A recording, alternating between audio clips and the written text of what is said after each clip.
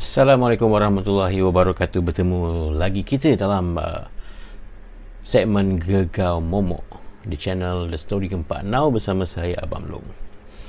Okey, baru-baru ini channel Borneo Discovery telah pun melawati channel The Story Keempat Now dan mengikuti dan menonton video mengenai bujang senang yang telah pun saya sampaikan kepada anda sebelum ini, iaitu antara kisah yang jarang-jarang kita dengar mengenai bujang senang. Menurut komen admin Borneo Discovery, saya percaya katanya info yang saya sampaikan itu kurang tepat dan menjemput saya sendiri untuk melawati ke channel Borneo Discovery untuk mendapatkan kisah yang sebenar tentang legenda bujang senang, iaitu pahlawan Iban di Batang Lupa. Anda boleh saksikan sendiri di channel Borneo Discovery, yang mana kalau mengikut channel Borneo Discovery yang katanya merupakan kisah sebenar pahlawan Iban di Batang Lupa ini. Katanya bujang senang merupakan salah satu legenda masyarakat Iban yang sangat terkenal di Sarawak. Menurut sejarah lisan Iban, bujang senang dipercayai buaya jadian yang berasal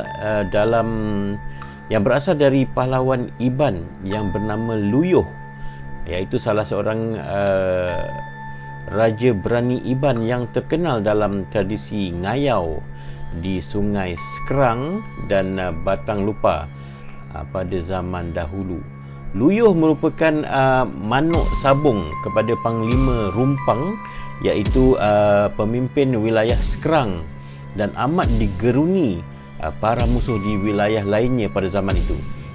Dan kerana kehebatan Luyuh ni tadi, dia akhirnya dapat mengahwini seorang gadis Iban yang paling cantik di wilayah Saribas yang bernama Bintang. Gadis Iban yang paling cantik tu namanya Bintang. Disebabkan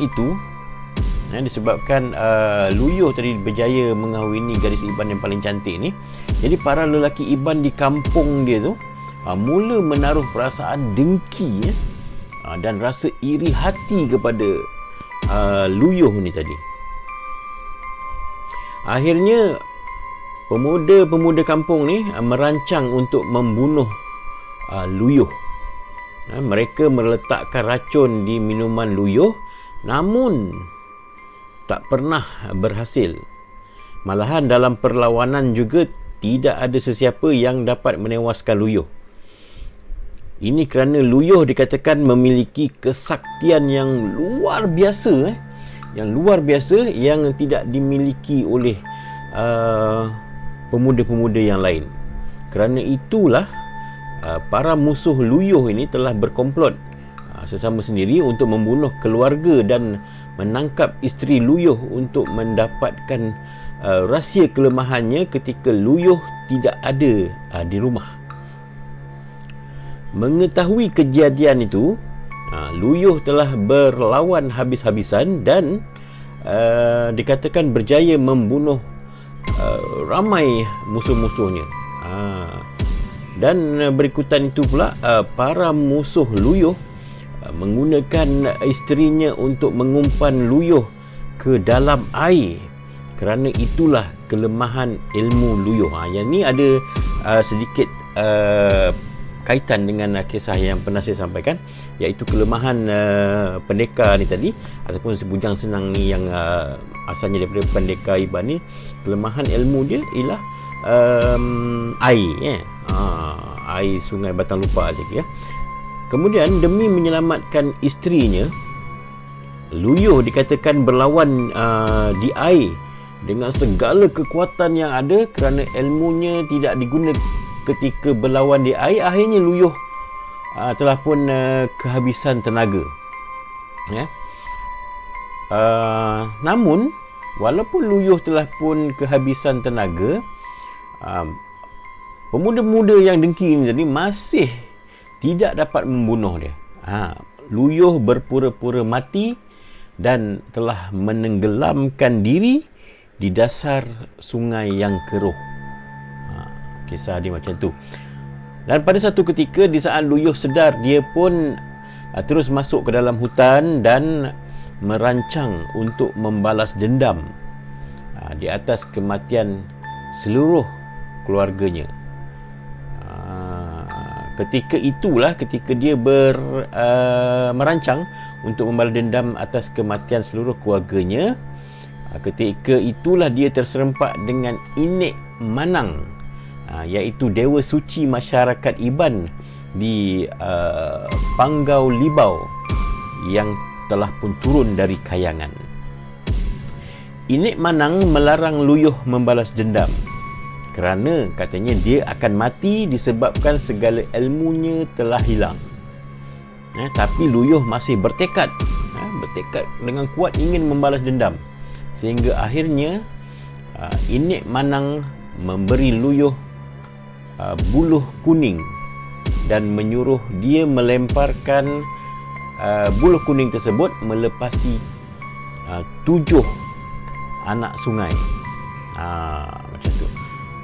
Tapi sekiranya dia berjaya, Luyuh akan menjadi Remaung, iaitu makhluk sakti yang paling kuat di alam roh.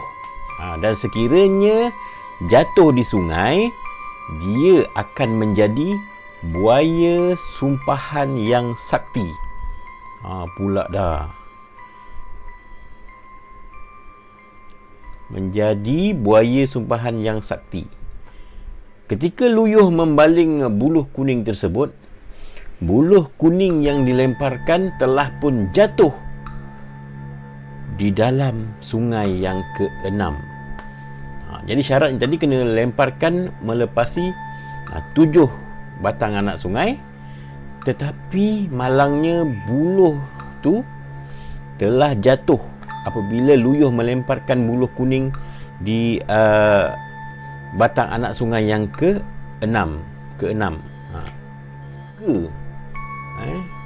Di saat itu juga Inik Manang terus gaib dari pandangan dan badan Luyuh mula bertukar menjadi buaya berwarna putih dan tompok putih kemunting perak di belakangnya.